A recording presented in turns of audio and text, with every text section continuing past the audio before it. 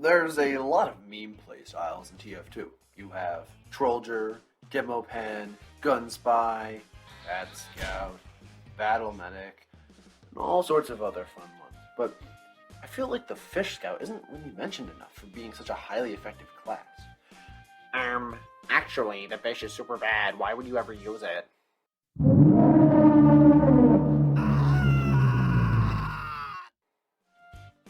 Hi, the name's Joe, and today, how to use the fish the most efficiently. Starting with the stock fish, what differentiates it from the scattergun is that I want to stick my dick in it. I mean that while the scattergun operates from point blank, the fish operates at a melee range, a range that is hard to get out of, especially that you're the fastest class in the game.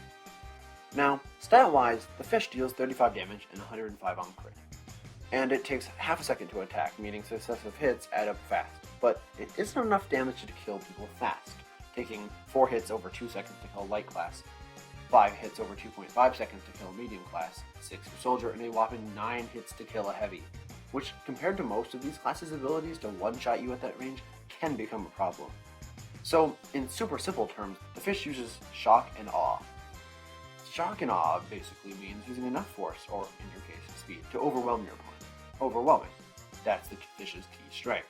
If you aren't hit, you can run people over faster than I ran over those children in my 2005 Honda Civic. But could we do it better? The fish, on its own, lacks the power to take enemies head-on. All but one of the classes can kill you in less than a second and a half. And Medic, the exception, takes a bit less than 2 seconds, assuming they're using the Uber style like every other Medic in existence.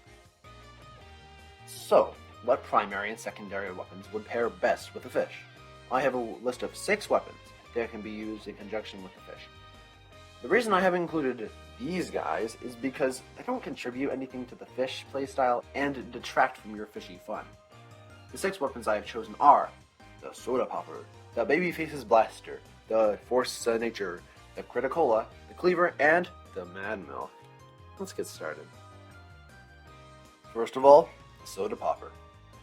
The Soda Popper takes 350 damage, about 4 meat shots or 10 melee hits. Develop the hype meter. Problem: 10 hits is a lot of hits, and given that you are literally throwing yourself at the enemy fire, it's hard to build it up off of melee hits alone. That's why I advise using a hybrid fish scout playstyle to charge up your meter, and then use the 6 jumps to fly in and make a cheeky flank. Do be warned though, this can take a while. Unless you play conventional scout, and at that point, is it even worth it to throw yourself at the enemy team and most likely die? I'll leave that for you to decide. And even if you do decide to fly in for a funny fish kill, 6 jumps don't really help much in the grand scheme of things. Sure, you can go for a cheeky flank, but let's be honest, you can achieve so much more in the time you spend trying to stay alive. Overall, it's a bit cheap to be of that much use to you. Now we get to a very unique weapon, the Babyface's Blaster. The Babyface isn't exactly the greatest. Given that you're going to be in a very vulnerable position, you're going to take a lot of damage, so you need perfect movement to actually keep your boost. However, there is one thing that keeps this viable on its own. Random crits. Random crits are very common with the bat. Being both a melee weapon and having fast attack intervals, random crit chance for melee weapons starts at a 15%, and those odds increase depending on how much damage you've dealt in the past 20 seconds. So you might see what I mean. Hey, don't trust my math here. With the 0.5 second attack interval, the fish has approximately a 1 in 6 chance of dealing a random crit per hit, and the chance only gets higher from there. Betting on random crits is an incredibly safe move, ironically. The bat's crits deal 105 damage, enough to completely fill your boost meter, so you might be able to see what I'm getting at here. The Babyface's Blaster can be used as a pseudo big earner, letting you speed around your enemies or run away to safety, though it is irritatingly easy to run into an enemy who one-shots you. So overall, pretty good. It takes careful playing to be good, but the speed boost can work to your advantage sometimes.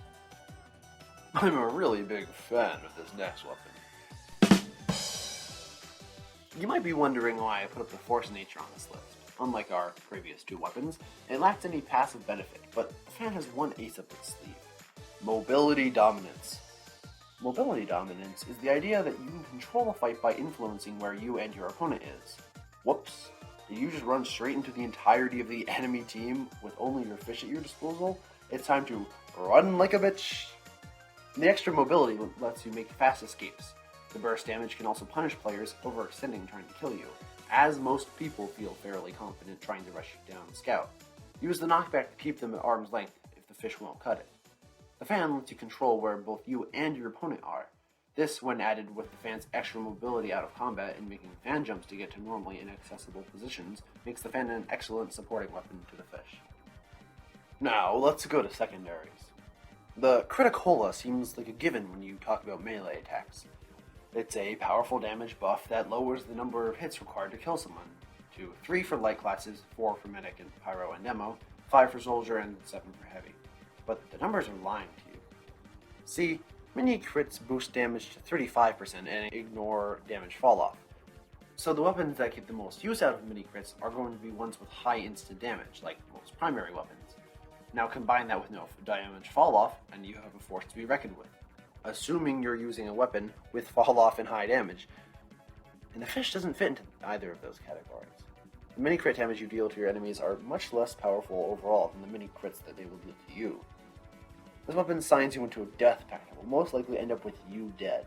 It's just not worth it. The cleaver works surprisingly well for being a damage dealing secondary, because 50 damage on hit plus the 40 damage from the bleed perfectly sets you up for a one-shot on light classes, which pretty much speaks for itself.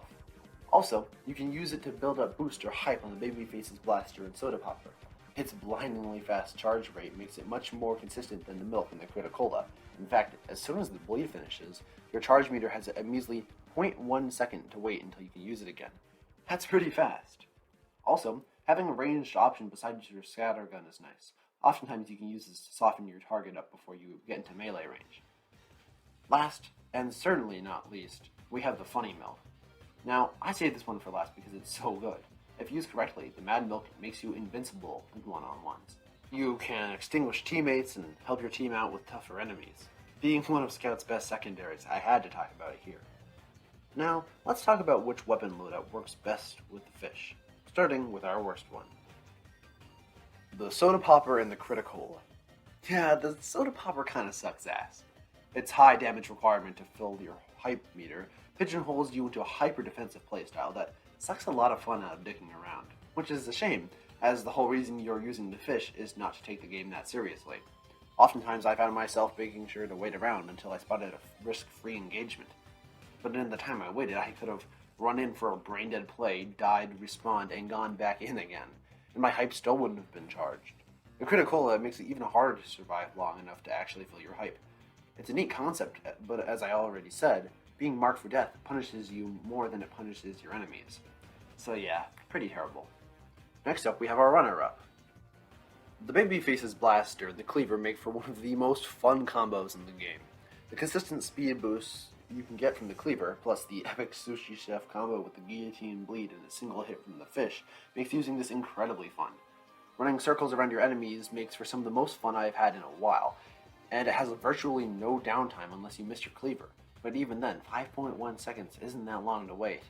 However, one of this combo's strengths is one of its greatest weaknesses. The extra speed boost can be incredibly punishing if you run into an enemy unexpectedly, and the speed loss will make it even harder to run away if you even manage to not die in one hit, which I guarantee you happened much more than I would have liked when I was testing out this loadout. And now, the loadout you've all been waiting for, the Fan and the Milk.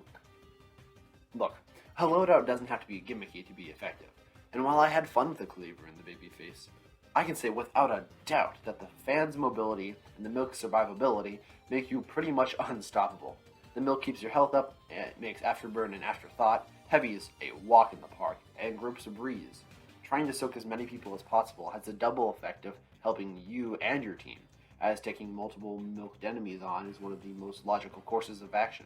And if your teammates are nearby, they will benefit from the milk as well. Also, don't forget to extinguish any burning teammates. Meanwhile, the Fan gives you the ability to boost your overall mobility. You don't notice it unless you use it, but the Fan has a ton of use cases.